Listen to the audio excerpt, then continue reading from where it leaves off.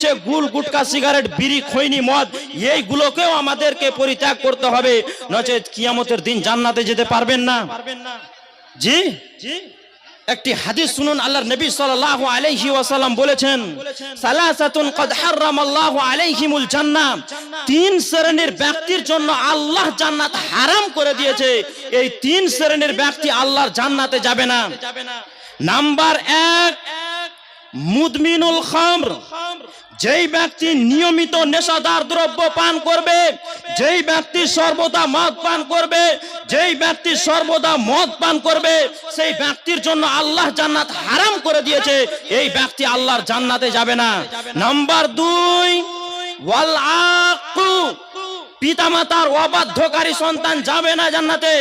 যেই ব্যক্তি পিতামাতাকে কষ্ট দিবে, এই ব্যক্তি আল্লাহর জান্নাতে যাবে না। যেই ব্যক্তি পিতামাতার সাথে ঝগড়া করবে, এই ব্যক্তি আল্লাহর জান্নাতে যাবে না। নাম্বার 3, ওয়াদায়ুস, দায়ুস আল্লাহর জান্নাতে যাবে না। দায়ুসটা কে? আল্লাহর নবী সাল্লাল্লাহু আলাইহি ওয়াসাল্লাম বলছেন, আল্লাযী ইউকিররু ফি আহলিহিল খাবাসা, যেই ব্যক্তি তার নিজের বাড়িতে বেপরদা সুযোগ দিয়ে রাখবে, যার স্ত্রী বেহায়া হয়ে এখানে ওখানে ঘোরাঘুরি করবে, যার স্ত্রী বেহায়া হয়ে বেপরদা হয়ে এখানে ওখানে ঘোরাঘুরি করবে, ওই ব্যক্তি হচ্ছে দায়ুস। ওই ব্যক্তির জন্য আল্লাহ জান্নাত হারাম করে দিয়েছে। যাই হোক, এখানে আল্লাহর নবী সাল্লাল্লাহু আলাইহি ওয়াসাল্লাম প্রথম নাম্বারেই বললেন, যেই ব্যক্তি সর্বদা মদ পান করবে, যেই ব্যক্তি সর্বদা মদ পান করবে, সেই ব্যক্তি আল্লাহর জান্নাতে যাবে না। শেষের বেলায় একটি হাদিস বলে ইনশাআল্লাহ বক্তব্য ইতি করব। হাদিসের রাবী আবু হুরায়রা রাদিয়াল্লাহু তাআলা আনহু তিনি বর্ণনা করছেন যে রাসূলুল্লাহ সাল্লাল্লাহু আলাইহি ওয়াসাল্লাম বলেছেন, মুদমিনুল খামর, যেই ব্যক্তি সর্বদা মদ পান করবে, কাআবিদি ওয়াসানিন, সেই ব্যক্তি হচ্ছে মূর্তি পূজকের ন্যায় অপরাধী। এই মদটাকে আমরা মদ মনেই করি না, এই পাপটাকে আমরা পাপ মনেই করি না, অহরহ মদ পান করেই যাচ্ছি। পরিশেষে আপনাকে একটাই কথা বলবো, যদি ইহকালে এবং পরকালে ভালো কিছু পেতে চান, তাহলে নেশামুক্ত জীবন করতে হবে আমাকে আপনাকে।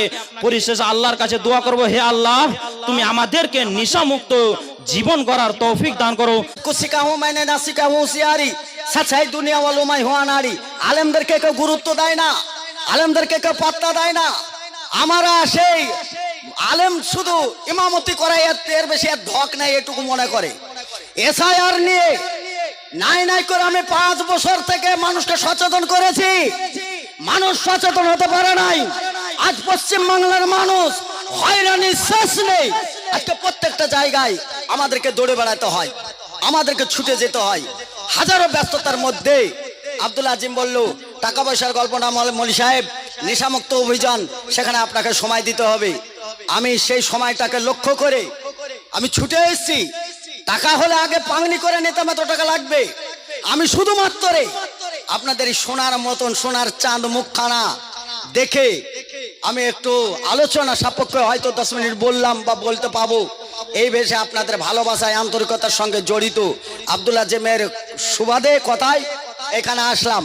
আসার পরে শফিকুল ভাইয়ের নেতৃত্বে সম্ভবত এটা পরিচালনা হচ্ছে, তার সঙ্গে আর এক ভাইকে, ইনারি দাদুকে দেখলাম, তিনি তো ঐক্যবদ্ধ করলেন।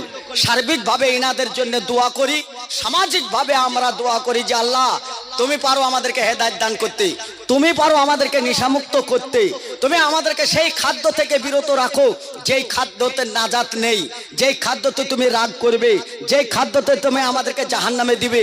আল্লাহ, সেই খাদ্য খাবার থেকে আমাদেরকে বাঁচাও। আল্লাহ, আমাদেরকে নেশা থেকে বাঁচাও। আল্লাহ, আমাদেরকে হেদায়েতের রাস্তা দাও।